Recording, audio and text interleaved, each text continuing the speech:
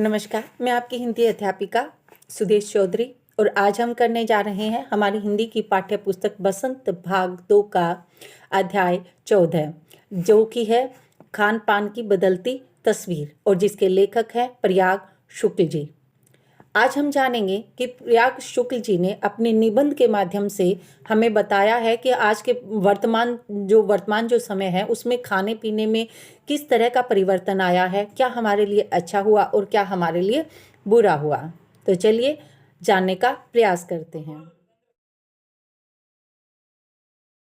तो आज पाठ करेंगे 14 जिसका शीर्षक है खान पान की बदलती तस्वीर और जिसके लेखक है प्रयाग शुक्ल। पिछले 10-15 वर्षों में हमारी खान पान की संस्कृति में बड़ा बदलाव आया है। इडली, डोसा, बड़ा सांभर, रस्म अब केवल दक्षिण भारत तक सीमित नहीं है, ये उत्तर भारत के भी हर शहर में उपलब्ध है और अब तो उत्तर भारत की ढाबा संस्कृति लगभग पूरे देश में फैल चुकी है। यहाँ लेखक प्रयाग शुक्ल जी बात कर रहे हैं खाने पीने की बदलती हुई तस्वीर। जैसा कि हमें शीर्षक से ही पता लग रहा है कि यहाँ प्रयाग शुक्ल जी खाने पीने में जो परिवर्तन आए हैं उन परिवर्तनों की बात कर रहे हैं पिछले 10-15 वर्षों में। तो लेखक का मानना है कि जो पहले क्या थी, खाने पीने की जो संस्कृति है वो बदल चुकी है। पहले जो इडली, डोसा, सांभर, रस्म केवल दक्षिण भारत में खाया जाता था वो अब उत्तर भारत में भी खाया जाता है। और जबकि उत्तर भारत का जो ढाबा स्टाइल जो खाना था वो अब मतलब पूरे भारत में फैल चुका है। जगह जगह ढाबे बन चुके हैं, कहीं भी जाएंगे और हर तरह का उस ढाबे पे हर तरह का खाना भी मिल जाता है। अब आप कहीं भी हो, उत्तर भारतीय रोटी, दाल, साग आपको मिल ही जाएंगे। फास्ट फूड का चलन भी बड़े शहरों में खूब बढ़ा है। इस फास्ट फूड से बर्गर, नूडल्स जैसी कई चीजें शामिल हैं। एक जमाने में कुछ ही लोगों तक सीमित चाइनीज नूडल्स अब संभवतः किसी के लिए अजनबी नहीं रहे।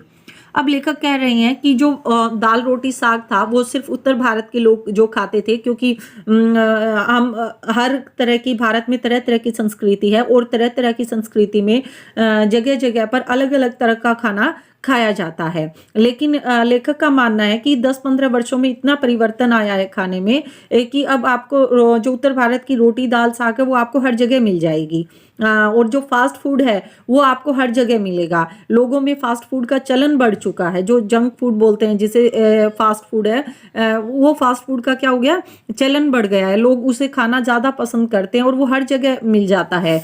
और इस फास्ट फूड में जैसे बर्गर, नूडल और कई तरह की चीज़ें शामिल होती हैं। लेकिन जो लोग, लेखक का ये मानना है कि पहले जो एक सीमित स्थान में जो खाया जाता था वो आज पूरे भारत में अब एक सबसे अच्छी चीज़ है सोशल मीडिया। मतलब हम तरह तरह की जो है पकवान है, व्यंजन है वो नेट के माध्यम से देखते हैं, फिर उसको बनाते हैं, उसको सीखते हैं, उसको खाते हैं। तो इस तरह से क्या है कि खाने पीने में बहुत परिवर्तन आया है। और जो सीमाएं थी, जो एक राज्य तक की सीमाएं थी कि यहाँ पर ये खाना खाया जाता है, वो सीमाएं अब नहीं रही हैं, वो सीमाएं विस्तार पा चुकी हैं। ठीक है, तो अब क्या है कि चाइनीज नूडल्स जो लोग सिर्फ नाम सुनते थे या फिर कुछ ही लोग उसको खा पाते थे, अब चाइनीज नूडल्स सभी के लिए आसान हो चुका है। सभी उस को खा सकते हैं। कहीं भी किसी भी रेस्टोरेंट में जाकर चाइनीज नूडल्स, इटालियन खाना खा लेते हैं, मैक्सिको खाना खा लेते हैं, जैसे भी चाहे आप खाना खा सकते हैं। 2 मिनट्स नूडल्स के पैकेट बंद के रूप में तो कम से कम बच्चे बूढ़े सभी परिचित हो चुके हैं। इसी तरह नमकीन के कई स्थानीय प्रकार भी अभी तक भले मौजूद हों, लेकिन आलू चिप्स के कई विज्ञापित रूप रोज तेजी से घर घर में अपनी जगह बनाते जा रहे हैं। लेखक कह रहा है कि जो 2 मिनट्स नूडल है, यानी कि मैगी जो हम खाते हैं और यिप्पी नूडल्स हो गए, ऐसे जो बंद पैकेट में जो नूडल्स है वो तो मतलब पूरे विश्व में उस चीज़ से लोग परिचित हैं। विश्व में ही कह सकते हैं आप, लोग सभी जगह ही चलते हैं ये नूडल्स। तो और इसी तरह जो नमकीन है वो स्थानीय लोग हैं, वो भी मतलब वहाँ से स्थानीय लोगों के जो नमकीन होते हैं वो जो कहीं किसी एक खास स्थान पर ही खाए जाते हैं, जैसे कि आलू चिप्स वगैरह, लेकिन वो आजकल वो हर जगह पर ही बनाए जाते हैं और खाए भी जाते हैं। गुजराती ढोकला, गाठिया भी अब देश के कई हिस्सों में स्वाद लेकर खाए जाते हैं और बंगाली मिठाइयों की केवल रस भरी चर्चा ही नहीं होती, वे कई शहरों में पहले की तुलना में अधिक उपलब्ध है। यानी स्थानीय व्यंजनों के साथ ही अब अन्य प्रदेशों के व्यंजन पकवान भी प्राय हर क्षेत्र में मिलते हैं। अब यहाँ लेखक कह रहे हैं कि जो गुजरात में जो ढोकला गाठिया वहाँ का जो प्रसिद्ध व्यंजन है वो भी देश के हर हिस्से में खाया जाता है। और बंगाल की मिठाई है वो भी आपको हर जगह मिल जाती है, और कई शहरों की तुलना में अधिक, मतलब जहाँ की ये विशेष मिठाई है वहाँ से ज़्यादा आपको दूसरे शहरों में अधिक मिल जाएगी। और जो कि स्थानीय व्यंजन है, प्रदेशों के व्यंजन पकवान प्राय हर क्षेत्र में मिल जाते हैं। यानी अब कहीं पर भी किसी भी पकवान की सीमा नहीं रही है। आप जहाँ जिस भी क्षेत्र में है, आप उस क्षेत्र में किसी भी क्षेत्र का अगर कोई व्यंजन कोई पकवान खाना चाहते हैं तो वो आपको आसानी से मिल जाता है, मिलते हैं। और मध्य वर्गीय जीवन में भोजन विविधता अपनी जगह बना चुकी है। कुछ चीजें और भी हुई हैं, मसलन अंग्रेजी राज तक तो ब्रेड केवल साहबी ठिकानों तक सीमित था, वह कस्बों तक पहुंच चुकी है और नाश्ते के रूप में लाखों करोड़ों भारतीय घरों में सेकी तली जा रही है। यानी कि अब लेखक कहना चाहते हैं कि जो पहले था कि व्यंजन पकवान प्राय हर क्षेत्र में मिलते हैं, और मध्य वर्गीय जीवन की भोजन विविधता अपनी जगह बना चुका है। कि मध्य वर्ग में जो भोजन है वो केवल पहले क्या था कि सिर्फ कुछ ही गिनी चुनी ही चीजें होती थी जो घर में पकवान के तौर पर बनाई जाती थी, लेकिन अब जो मध्य वर्गीय लोग हैं वो तरह तरह के व्यंजन और पकवान बनाने लगे हैं घरों में। और कुछ चीजें और भी हैं, जैसे जो ब्रेड है वो पहले केवल जो साहब लोग थे वही खाते थे, लेकिन अब जो ब्रेड है वो गरीब लोगों तक भी, मतलब कस्बों तक भी पहुंच चुकी है। कस्बों का मतलब है कि जैसे छोटे छोटे जो गांव होते हैं, गांवों तक भी ब्रेड पहुंच चुकी है, और वहां पर क्या होता है कि नाश्ते में लोग खा रहे हैं ब्रेड को, जबकि वो पहले सिर्फ साहब लोग ही खाते थे। और अब ब्रेड को लेकर तरह तरह के नाश्ते बनाए जाते हैं घरों में, जैसे कि आजकल हम बनाते हैं, सैंडविच भी बना लेते हैं और टोस्ट भी बना लेते हैं। तो इस तरह से क्या है कि बदल बदल कर उस ब्रेड को बदल बदल कर तरीके अलग अलग तरीके से उसका नाश्ते में इस्तेमाल भी किया जाता है। खान पान की इस बदलती हुई संस्कृति से सबसे अधिक प्रभावित नई पीढ़ी हुई है, जो पहले के स्थानीय व्यंजनों के बारे में बहुत कम जानती है, पर कई नए व्यंजनों के बारे में बहुत कुछ जानती है। कहने का भाव ये, लेखक ये कहना चाहते हैं कि जो नई पीढ़ी है वो जो नए नए व्यंजन है उनके बारे में तो बहुत कुछ जानती है। उन्हें पता है मैक्सिकन व्यंजन कौन से है, इटालियन कौन से हैं, चाइनीज कौन से हैं, लेकिन जो हमारे स्थानीय व्यंजन है जो पहले बहुत प्रसिद्ध थे, उन व्यंजनों के बारे में जो नई पीढ़ी है वो नहीं जानती। स्थानीय व्यंजन भी तो अब घटकर कुछ ही चीजों तक सीमित रह गए हैं। यानी पहले जैसे स्थानीय व्यंजन नहीं रहे हैं, उनमें गुणवत्ता भी कम हो गई है, वो पहले जितनी चीजें भी अब नहीं रही हैं। बम्बई की पाव भाजी और दिल्ली के छोले कुलचों की दुनिया पहले की तुलना में बड़ी जरूर है, पर अन्य स्थानीय व्यंजनों की दुनिया में छोटी हुई है। कहने का मतलब ये है कि जो बम्बई में पहले पाव भाजी और दिल्ली में जो छोले कुलचे खाए जाते थे वो अब आपको हर जगह मिल जाएंगे। उसकी सीमा तो वो दुनिया तो बड़ी हो गई है, लेकिन जो स्थानीय व्यंजन है वैसा स्वाद उसमें अब नहीं रहा है। जो लोग हैं जो पहले खाते थे स्थानीय व्यंजनों को, वो अब बताते हैं कि मथुरा के जो पेड़े हैं और आगरा के जो पेठे की जो नमकीन है वह बात अब कहाँ। यानी कि पहले जो चीज़ों में जो विशेषता थी, व्यंजनों में जो विशेषता थी, वो अब नहीं रही, धीरे धीरे कम होती जा रही है। उन चीज़ों की गुणवत्ता में भी क्या आ रहा है, फर्क पड़ रहा है। इस तरह से लेखक कहना चाहते हैं कि चीज़ें बदली ज़रूर है, जो नई पीढ़ी है वो नई नई चीज़ों के बारे में जान ज़रूर रही है, नए नए व्यंजन खा ज़रूर रही है, लेकिन स्थानीय व्यंजनों की जो गुणवत्ता थी अब वो पहले जैसी नहीं रही है। फिर मौसम और ऋतुओं के अनुसार फलों खाद्यान्नों में जो व्यंजन और पकवान बना करते थे, उन्हें बनाने की फुर्सत भी अब कितने लोगों को रह गई है। अब गृहिणियों या कामकाजी महिलाओं के लिए खरबूजे के बीज सुखाना, छीलना और फिर उनसे व्यंजन तैयार करना सचमुच दुसाध्य है। अब कहने का भाव ये है, लेखक ये कह रहे हैं कि पहले की जो औरतें थी वो मौसम के अनुसार जो फल होते थे, जो सब्जियां होती थी, उनका अचार बनाती थी, कोई जैम बनाती थी, तो उनसे तरह तरह के व्यंजन उनको सुखा कर रखती थी, ताकि वो जो मौसम जब उनका मौसम समाप्त हो जाएगा तो तब भी उसकी सब्जी बनाई जा सके, उन्हें खाया जा सके। तो लेकिन अब है, अब लोगों को ऐसी फुर्सत नहीं है, लोगों के पास काम बहुत है, टाइम कम हो गया है।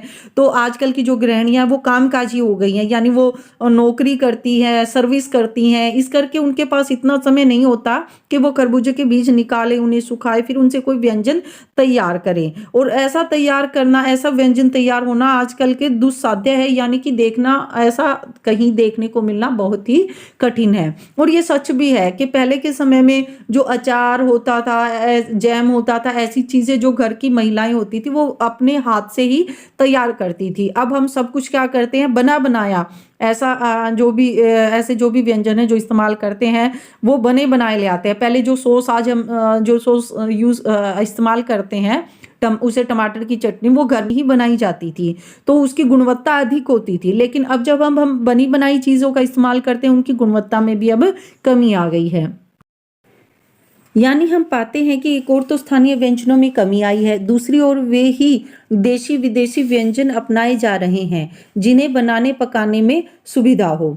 अब हम लेखक कहते हैं कि जो स्थानीय व्यंजन है उसमें तो कमी आ ही रही है। स्थानीय व्यंजन यानी जहाँ के स्थान की वो व्यंजन जो विशेषता होती थी, जैसे कि हमारे समय में पहले के समय में जैसे खिचड़ी, दलिया, ऐसी जो चीज़ें बनाई जाती थी, अब उनमें तो कमी आ ही गई है। लेकिन दूसरी तरफ क्या है, देशी विदेशी चीजें उनको सुविधा के लिए, सुविधा के अनुसार उनको अपना रहे हैं। यानी कि जो बनी बनाई चीजें हमें मिल रही हैं मार्केट में, तो उनको हम क्या करते हैं, अपनाते हैं, ताकि ताकि इससे क्या होगा, समय की बचत होगी। अब लहसुन की चटनी मिलती है, अदरक का पेस्ट मिलता है, लहसुन का पेस्ट मिलता है, ऐसी चीजों को हम घर ले आते हैं ताकि उससे क्या हो जाएगा, हमारे समय की बचत हो जाएगी। तो हम सब इसी तरह से क्या है कि जीवन की भागदौड़ में क्या कर रहे हैं, अपने भोजन के साथ क्या है, समझौता कर रहे हैं। बेशक हम भोजन में बढ़ावा मिल रहा है, बेशक हम तरह तरह के व्यंजनों और पकवानों से अब जानकार हो रहे हैं, उनको खा रहे हैं, अब सीमाएं नहीं रही हैं, लेकिन जो गुणवत्ता की कमी है उसको भी लेखक बार बार बताना चाहते हैं कि पहले का जो भोजन था, सादा भोजन था, वो बहुत ही अच्छा होता था। जटिल प्रक्रियाओं वाली चीज़ें तो कभी कभार व्यंजन पुस्तिकाओं के आधार पर तैयार की जाती है। अब शहरी जीवन में जो भागम भाग है उसे देखते हुए यह स्थिति स्वाभाविक लगती है। फिर कमर तोड़ महंगाई ने भी लोगों को कई चीज़ों से धीरे धीरे वंचित किया। जिन व्यंजनों में बिना मेवों के स्वाद नहीं आता, उन्हें बनाने पकाने के बारे में भला कौन 4 बार नहीं सोचेगा।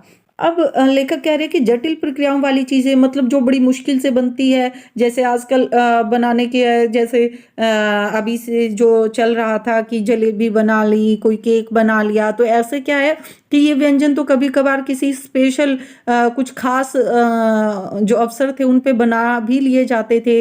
व्यंजन पुस्तिका में देखकर, व्यंजन पुस्तिका होती है जो खाना बनाने के लिए जो बुक वगैरह आती है, उसमें हम देखकर बना भी लेते थे। अब तो ज़रूरत ही नहीं है, अब तो यूट्यूब से देखकर भी हम बना लेते हैं, सोशल मीडिया पे हम बहुत एक्टिव रहते हैं तो उससे भी देखकर बना लेते हैं।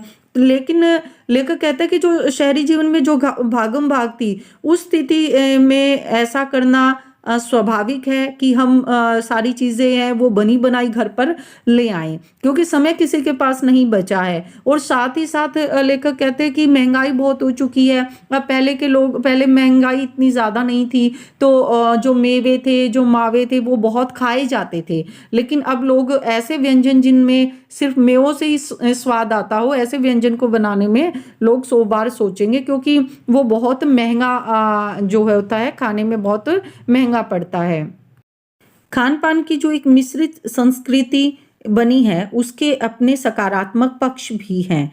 कहने का भाव है कि जो मिश्रित संस्कृति कौन सी, कि अब हम कहीं भी किसी भी स्थान पर किसी भी स्थान का स्थानीय भोजन खा सकते हैं, तो इसका एक सकारात्मक पक्ष है। मतलब ये सही भी है, कैसे गृहिणियों और कामकाजी महिलाओं को अब जल्दी तैयार हो जाने वाले विविध व्यंजनों की विधियां उपलब्ध है। यानी कि अब जो कामकाजी महिलाएं हैं उनको ऐसे ऐसे व्यंजन पता है जो कुछ ही टाइम में, यानी थोड़े कम समय में ही वो तैयार हो जाती है। तो ये एक सकारात्मक पक्ष भी है। भी अगर कहीं किसी एक स्थानीय भोजन है जो बहुत जल्दी बन जाता है, वो अगर हमने सीख लिया तो हम भी उसको जल्दी से पका सकते हैं। ये मिश्रित संस्कृति का सकारात्मक पक्ष भी यहाँ देखा जा सकता है।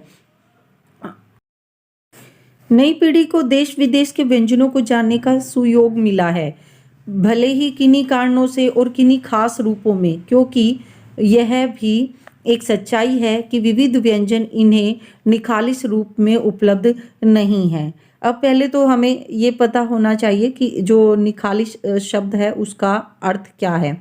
निखालिस होता है कि शुद्ध शुद्ध है।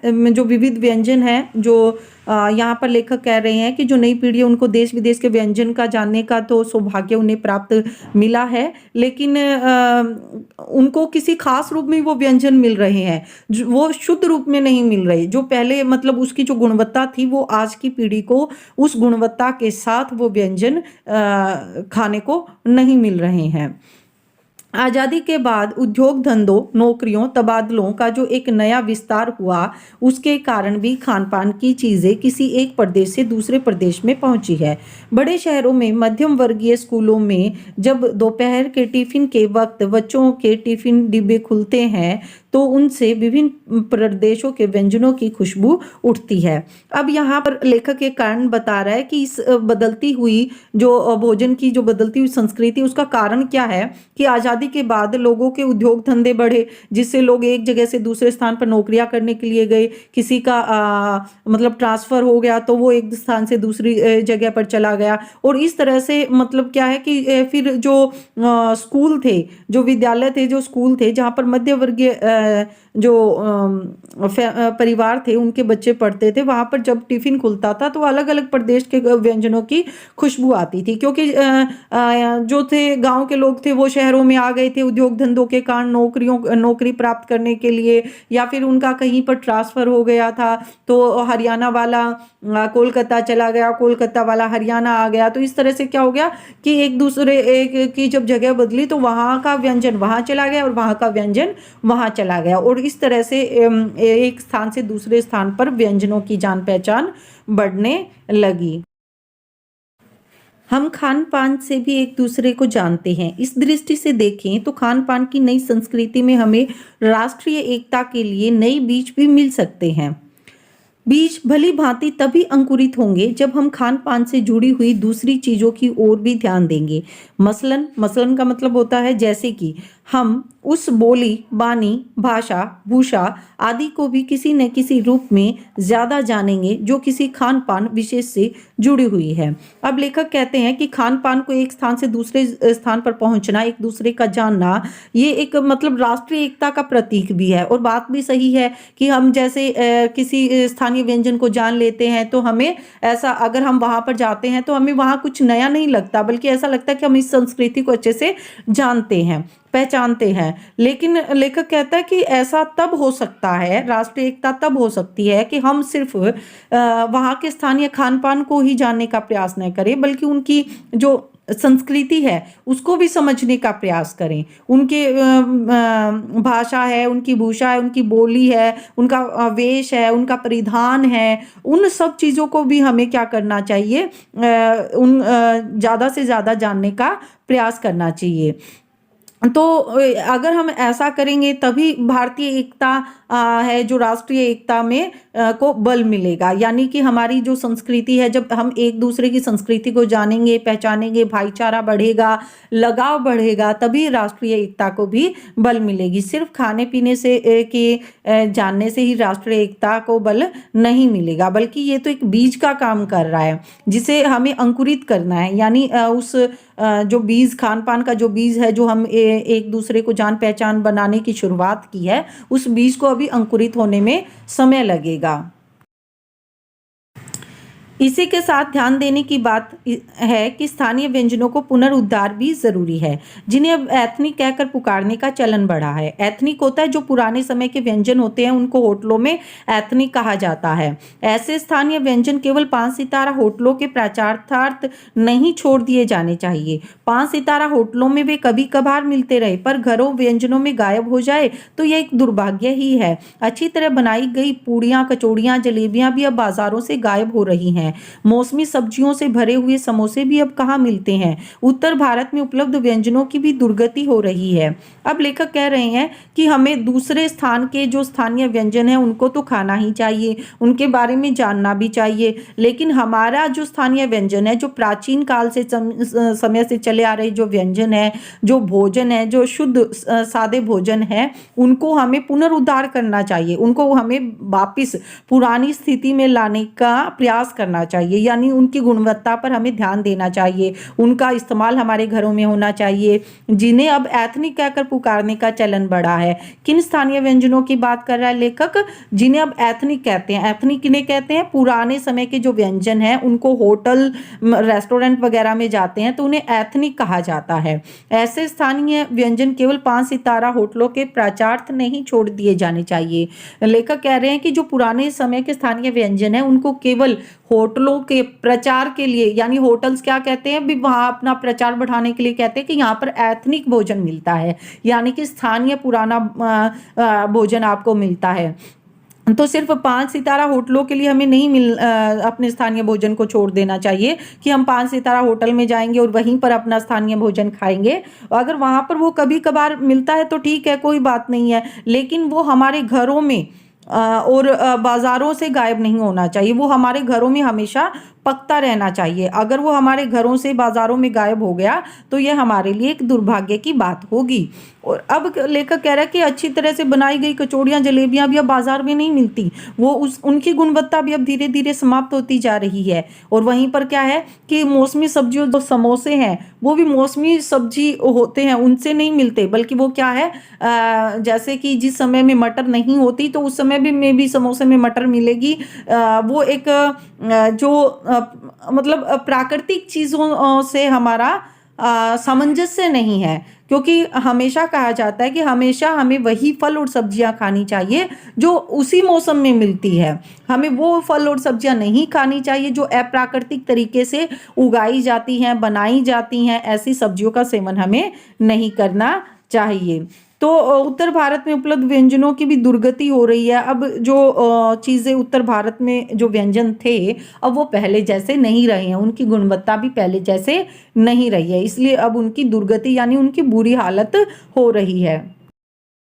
अचरज नहीं है कि पहले उत्तर भारत में जो चीज़ें गली मोहल्लों की दुकानों में आम हुआ करती थी उन्हें अब खास दुकानों में तलाशा जाता है। यह भी एक कड़वा सच है कि कई स्थानीय व्यंजनों को हमने तथाकथित आधुनिकता के चलते छोड़ दिया है और पश्चिम के नकल में थोड़ी सी ऐसी चीज़ें अपना ली हैं जो स्वाद, स्वास्थ्य और सरसता के मामले में हमारे बहुत अनुकूल नहीं हैं। अब लेखक बताना चाहते हैं कि इस बात में हैरानी नहीं है कि जो उत्तर भारत में जो चीज़ें पहले हर गली मोहल्ले की दुकान में मिल जाया करती थी अब वो कोई खास जो दुकानें हैं वहीं पर जाकर तलाश करनी पड़ती हैं। यानी कि नई नई चीज़ें तो बहुत मिल रही हैं, लेकिन जो पहले पुरानी जो चीज़ें हैं, पुराने समय की बहुत सारी ऐसी चीज़ें हैं, कुछ टॉफ़ियाँ हैं वो आजकल बहुत कॉस्टली महंगी भी मिलती हैं और कुछ खास दुकानों पर ही मिलती हैं जो पहले छोटी छोटी दुकानों पर मिल जाती थी। जैसे कि हमारे जो बताते हैं कि 1 रुपए में जैसे एक पैसे की एक टॉफ़ी मिलती थी उस समय में, तो ऐसे बहुत सारी चीज़ें थी जो लेकिन वो अब खास दुकानों पर ही मिलती हैं वो चीज़ें।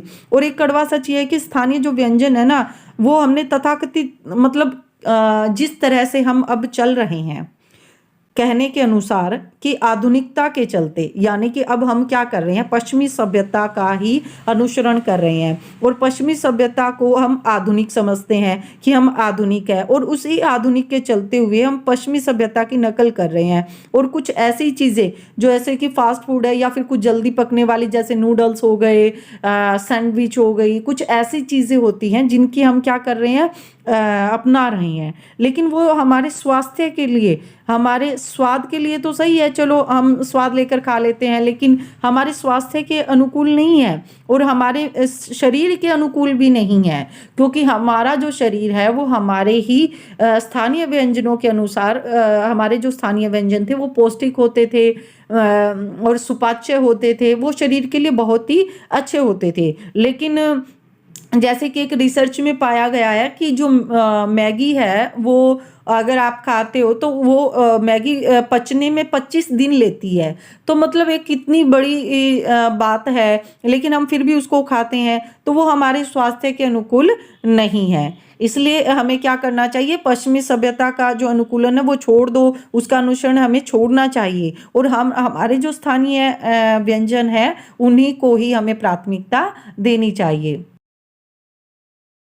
हो यह भी रहा है कि खान-पान की मिश्रित संस्कृति हमें कई बार चीज़ों का असली और अलग स्वाद नहीं ले पा रहे हैं। लेखक कह रहे हैं कि जो खान-पान की मिली-जुली संस्कृति है, जो चीज़ों का आदान-प्रदान हो रहा है, हम दूसरे व्यंजन सीख रहे हैं बनाना और खाना, लेकिन उनका सही अलग से स्वाद नहीं ले पा रहे हैं। कारण क्या है इसका? अक्सर यानी कि आमतौर पर हम देखते हैं कि भोजों में पार्टियों में एक साथ ढेरों चीज़ें रख दी जाती हैं। यानी कि कहीं पर शादी समारोह वगैरह होता है, वहाँ पर अलग-अलग तरह के व्यंजन रखे जाते हैं, जहाँ पर इडली डोसा भी आपको मिल जाएगा, पंजाबी खाना भी आपको मिल जाएगा, लेकिन उनका स्वाद हम नहीं ले पाते। क्यों नहीं ले पाते? उनका स्वाद गड़बड़ हो जाता है। किस तरह से हो जाता है गड़बड़? कि खान-पान की मिश्रित या विविध संस्कृति हमें कुछ चीज़ें चुनने का अवसर देती है। वहाँ पर अलग-अलग जैसे समारोह में अलग-अलग संस्कृति के अलग-अलग जो व्यंजन हमें तरह-तरह के मिलते हैं, वो अवसर होता है कि हम उनको खाएँ और उनकी संस्कृति के बारे में जानें, उनके स्वाद के बारे में जानें। लेकिन उसका लाभ हम नहीं उठा पाते। उसका कारण क्या होता है कि शादी-विवाह में हम क्या करते हैं कि एक ही प्लेट में तरह-तरह के व्यंजन हम रख लेते हैं और कुछ ऐसे व्यंजन होते हैं जो बिल्कुल विपरीत प्रकृति वाले व्यंजन परोस लेते हैं, मतलब एक दूसरे के विपरीत होते हैं, जिन्हें हम एक साथ खा भी नहीं सकते। एक साथ मीठा भी रख लिया, खट्टा भी रख लिया, नमकीन भी रख लिया। तो इस तरह से क्या होता है कि उनका जो स्वाद है, उनका जो स्थानीय स्वाद है, उस स्वाद को हम जान ही नहीं पाते, क्योंकि हम अगर इडली को हम क्या कर रहे हैं, इडली को हम सॉस के साथ भी खा रहे हैं, सांभर के साथ नहीं खा रहे। हम इडली को सॉस के साथ खा रहे हैं या इडली को हम सब्जी में मिक्स कर खा रहे हैं, तो हम फिर उसका स्थानीय स्वाद हम कैसे उसको जान पाएँगे? उसका स्वाद कैसे ले पाएँगे? नहीं ले पाएँगे। तो वो स्वाद जब तक हम नहीं ले पाएँगे तो उस संस्कृति के बारे में भी हम नहीं जान पाएँगे, उसके स्वाद के बारे में हम नहीं जान पाएँगे। तो लेखक का मानना है कि अगर हमें उसका स्वाद लेना है तो हमें उसे अलग से खाना चाहिए। उसको ये समझ कर खाना चाहिए कि ये जो इडली सांभर है ये हमें किसी संस्कृति से हमारी पहचान करवाएगा, इसका स्वाद कैसा होता है, किस तरह से इसे बनाना सीखा जा सकता है, तो वो सारी चीज़ें हमारे ध्यान में होनी चाहिए। इसलिए खान-पान की जो मिश्रित विविध संस्कृति बनी है और यही रहा है कि यही और अधिक विकसित होने वाली है, उसे तरह-तरह से जाँचते रहना ज़रूरी है। अब लेखक कह रहे हैं कि जो मिली-जुली संस्कृति ये स्पष्ट करती है कि ये और भी अधिक विकसित होने लगी है और होगी भी। जिस तरह से सोशल मीडिया पर यूट्यूब पर हम देख-देख कर चीज़ें बनाते हैं, उस तरह से लग रहा है कि ये जो संस्कृति है ये और भी अधिक इसको बढ़ावा मिलेगा। लेकिन संस्कृति के समय-समय पर जाँच आवश्यक है। अब कहने का भाव ये है, लेखक ये कहना चाहता है कि जो संस्कृति विविध मिश्रित संस्कृति बढ़ रही है, उसको जाँचना आवश्यक है कि उसकी गुणवत्ता में कोई फ़र्क ना आए, उसका सही-सही स्वाद हम ले सकें। इस तरह के कहीं उसकी कोई हानि हमारे ऊपर नहीं हो रही है। तो ऐसी जाँच कर ही हमें जो मिश्रित विविध संस्कृति है, उसको बढ़ावा देना चाहिए। तो इस पाठ में लेखक का उद्देश्य है बताने का कि जो बदलती हुई खाने की जो बदलती हुई संस्कृति है, उसका हमारे जीवन पर क्या प्रभाव पड़ रहा है, क्या अच्छा प्रभाव पड़ रहा है, क्या बुरा प्रभाव पड़ रहा है, आज की युवा पीढ़ी पर क्या प्रभाव पड़ रहा है, हमारी जो भारतीय संस्कृति है, राष्ट्रीय एकता है, उस पर क्या प्रभाव पड़ रहा है और हमें भविष्य में किस तरह से हमारी जो मिश्रित विविध संस्कृति है भोजन की, उस पर हमें